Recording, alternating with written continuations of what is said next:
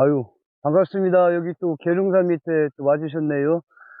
오늘 저희 홍삼마늘 수확하는 날인데요. 여기는 사실 조금 늦게 심었습니다. 왜냐면 이제 밭 상태가, 잘 관리가 안 됐던 땅이기 때문에 11월 초에 심었어요. 원래는 이제 9월 말, 10월 초에 심어야 되는데, 한 달 정도 좀 늦어가지고, 마늘이 그렇게 크지는 않습니다. 근데 저희는 이제 종자 생산을 목적으로 하기 때문에, 종자를 딱 맞게끔 지금 재배가 된 것 같습니다. 한 요 정도면은 종자 하는데 아무 문제 없습니다. 요 정도면. 근데 지금 여기 보시면은 너무 마늘을 일찍 캐는 분들이 있어요. 이거 문제입니다. 여기 이렇게 쪽이 지금 분리된 게 이렇게 느껴지지 않습니까? 우툴투툴해졌잖아요. 예, 이 정도 됐을 때 수확을 하셔야지, 마늘 크다고 해서 그냥 수확하면 얘들이 제대로 연글질 안 했어요. 그래서 나중에 보면 이거 계속 까야 됩니다. 그러면 속은 어떻게 되면 조그만 거밖에 안 나와요. 크다고 해도.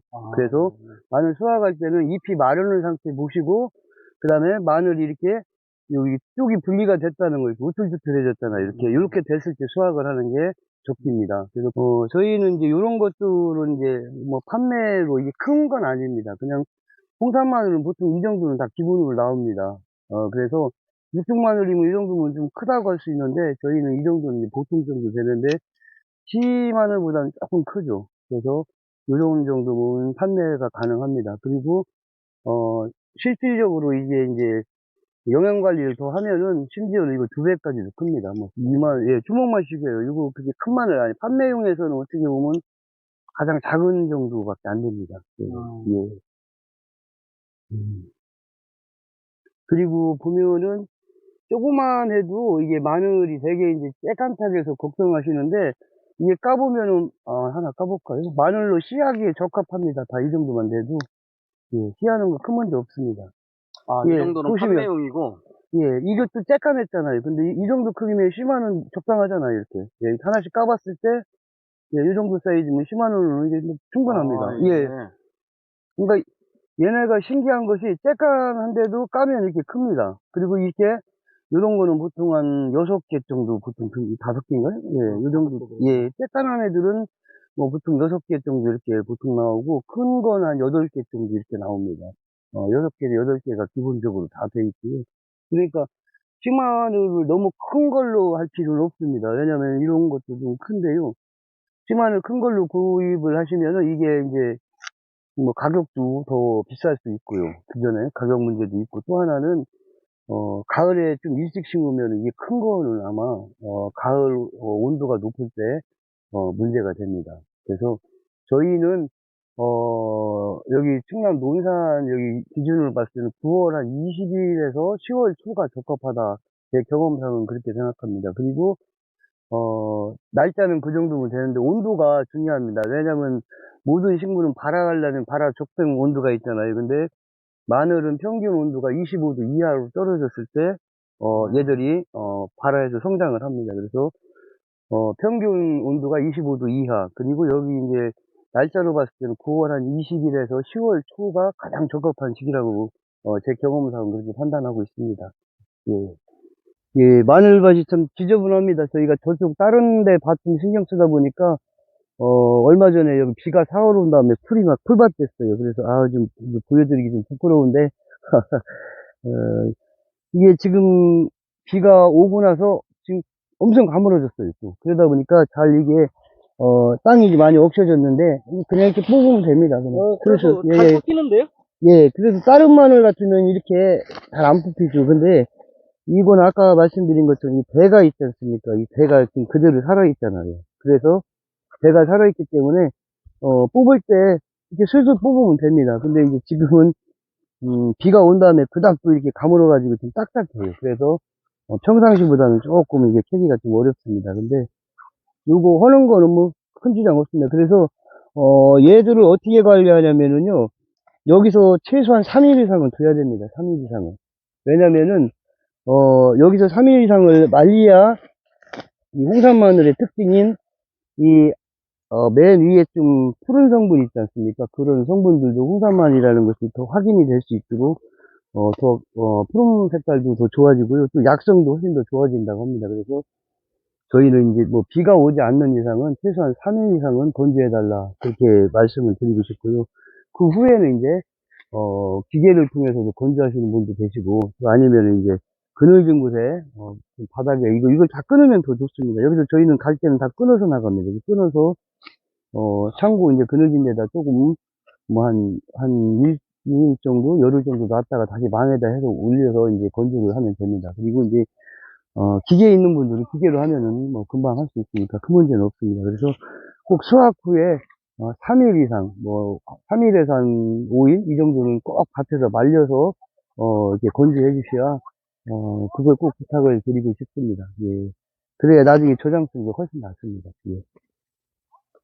벌마늘이라고 하는 게 있는데 그건 어떤 거예요? 예. 벌마늘은 뭐 벌어졌다 뭐 그래서 벌마늘이라고 하는 얘기도 있는데요. 바로 이겁니다. 여기 보시면은 이게 무슨 싹도 아니고 이상한 게 나왔잖아요. 이게 잎이 다시. 새순이 또 나온 거 예, 같아요. 이게 지금 문제입니다. 그래서 제가 이거 한번 벗겨볼게요. 벗겨보면은 왜 그런지 알 수 있습니다. 여기 보시면은, 어, 처음 보시는 분들이 많을 겁니다. 되게 벌마늘 얘기는 들었는데, 뭐가 벌마늘인지 모릅니다, 사람들이. 그래서 제가 이것을 쭉 벗겨보면은 이게 벌마늘이구나, 라고 나올 겁니다. 이거는 농사 잘 진 거 절대 아닙니다. 어, 그리고 원인이 뭔지도 제가 좀 이따 말씀을 드릴게요. 자, 이렇게 보시면은, 예, 껍질을 벗기니까 지금, 이렇게, 예, 요거 하나 보십시오. 땄을 때, 마늘이 하나에 하나가 이렇게 다 올라왔어요, 이게. 그죠? 아까 보면은 이게 뭐 잎이 다시 늘어났나 이상하게 보였는데, 이런 예, 이런 이게, 보통 마늘들하고는 틀리네. 예, 이게 지금 올라왔습니다. 이게, 이것은 농사 잘 진 거 아닙니다. 근데 이게 이제 비료 문제가 가장 큽니다. 비료를 줄 때 이렇게 하다 보면은 좀 많이 주는 데가 있잖아요. 이게 지수 과다입니다. 가장 큰 원인이. 예, 지수 과다예요. 그래서 홍산 마늘은 제 경험상은 화학 비료도 중요하지만 가장 중요한 게 퇴비입니다. 퇴비. 퇴비를 최대한 많이 넣을수록 얘들은 커집니다. 상상을 초월할 정도로 커집니다. 그래서 만약에 그 땅이 비옥하지 않다든가 묵은 땅 이런 데는, 개분 위주로 해서, 비분이 높기 때문에 개분 위주로 하고, 일반 땅 같으면은 이제 가장 안전한 건 소똥, 그죠? 무분이 최고 좋고, 그 다음에, 돼지똥도 괜찮습니다. 그래서, 저는 홍산 마늘은 최대한 퇴비를 많이 넣으시라, 이렇게 부탁을 드리고 싶고요. 특히 이제 비료 성분, 아까 말씀드린 거, 요거는 이제 제가 시비를 하면서 한쪽에 몰쳐서 이런 게 나왔는데요. 많지는 않습니다. 돌 하나씩 있어요. 근데 얘네가 올 가을에 심으면 가을에 올라올 애가 벌써 얘가 일찍 올라온 거예요. 지금 싹이. 예. 그래서 좋지는 않습니다. 이런 거.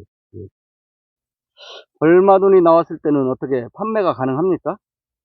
일단 농사 지면서 이런 마늘은 안 나와야 됩니다.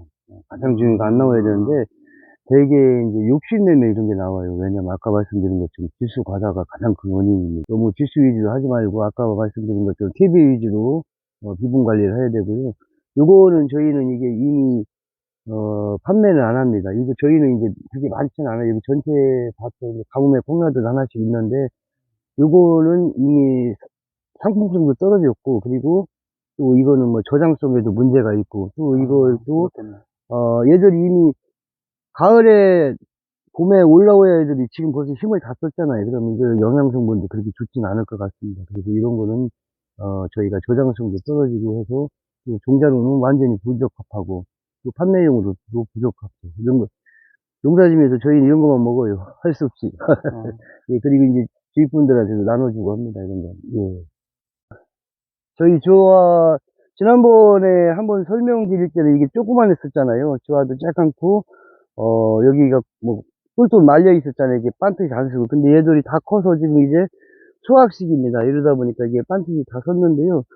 이게 총포잖아요. 총포가 이렇게 터졌을 때 원래 전체적으로 저희는 여기는 이제 최대한 이 주화 생산을 목적으로 하기 때문에 아래 마늘은 조금 신경 안 쓰고 이 주화가 이렇게 완전히 익어갈 때 생산을 합니다. 그래서 씨방 여기 보면은 이게 더 커집니다. 앞으로 더 커지는데 여기가 저희 이 정도면은 200개 이상 들었습니다. 예, 이렇게 지금 크잖아요. 근데 기본 이런 거 정도만 200개 내외가 됩니다. 근데, 얘들이 이제 또 조심스러운 것이 이 총프가 터져서 이렇게 되는 과정에 벌레가 생기면 여기 딱 나왔네요. 얘 보십시오. 얘. 노린재 있습니다. 요쪽에. 노린재. 보이십니까? 예. 노린재가 빨아먹어요. 그러면은 이 피해가 또 옵니다. 그래서 총프가 조금 터지기 시작할 때 수확하는 게 가장 좋고요. 여기 노린재가 지금 2마리나 있네요. 예, 그래서 여기 보시면은 여기가 조금 색깔이 좀 변했죠. 이게 노린재가 빨아먹은 거예요. 이게 노린재가. 아, 예. 진을 빨아먹은 예, 거구나. 예, 이렇게 빨아먹습니다. 노린재가. 그래서 이 총프가 터질 때쯤 돼서는 이제 노린재가 뭐 다 없을 수는 없잖아요. 그래서 노린재가 좀 있나 없나. 그래서 정 심하면은 한번 이렇게 친환경 약재로 그냥 일반 약재보다 얘네는 아직 씨앗이기 때문에 친환경 자재 뭐 한 번 정도만 해주는 게 큰 문제 없습니다. 그래서 노린재 부분을 조심하셔야 되고요. 또 하나는 이제 얘네들을 지금 저희는 낫으로만 이렇게 잡고서 빕니다. 이렇게 한 뭉텅이 잡고서 비면 되는데 여기는 조금 늦었어요 사실은. 근데 지금 이 총프가 이런 애들 그리고 이제 지금 여기는 완전히 거의 다 총프가 다 터져서 이제 주화가 눈에 보이는데요. 다음에 내년에 이제 요거 이제 나왔을 때 통마늘 조야마늘이라고 하는데 그것을 종자를 쓸 때 조야마늘은 약간에도 큰 마늘이 됩니다. 씨알이 붙습니다. 그래서 아까 말씀드린 것처럼 앞으로는 이제 주화를 중심으로 해서 생산량을 넓혀야지 우리가 경쟁력이 있고요. 특히 이제 지난번에도 말씀드렸는데 우리가 지금 안타까운 게 우리가 마늘의 민족이잖아요. 우리가 뭐 당군 신화에도 나오는데 마늘인데 우리나라 마늘 80%가 현재 중국산 스페인산 종자라는 거. 그래서 이렇게 우리 기능청에서 정말로 훌륭한 분들이 새롭게 개발해서 지금 신장체 보급되고 있는데요. 여기저기 반응이 많습니다. 그리고 심어보면은 얘들이 병에도 강하고 또 훨씬 큽니다. 예? 그리고 겨울 내내 이게 관리가 내비로 둬도 이제 특히 이제 요즘에 아파트 많이 계신데 베란다 서늘한 데다만 놔두면은 겨울 놔도 이거 아무 상관없습니다. 그래서 저장성이 좋기 때문에 앞으로 정말로 이게 홍산 마늘 우리나라 홍산 마늘이 다시 전국에 80%까지 올라갔으면 하는 그런 마음으로 저희는 또 열심히 농사 지면서 그런 경험들을 이웃들과 지금 나누고 있습니다. 오늘도 여기 마늘밭에 수확한다고 하니까 또 여러분들도 이따 뭐 체험하러 오신다고 그러고 또 본인들이 농사 경험해보고 싶어서 찾아오고 있습니다. 제가 그동안 경험했던 것은 제가 아는 데까지는 저도 아직 100%는 아니지만 최대한 이렇게 전달을 해드리고 그렇게 하겠습니다. 예, 예, 감사합니다. 예, 고맙습니다. 예.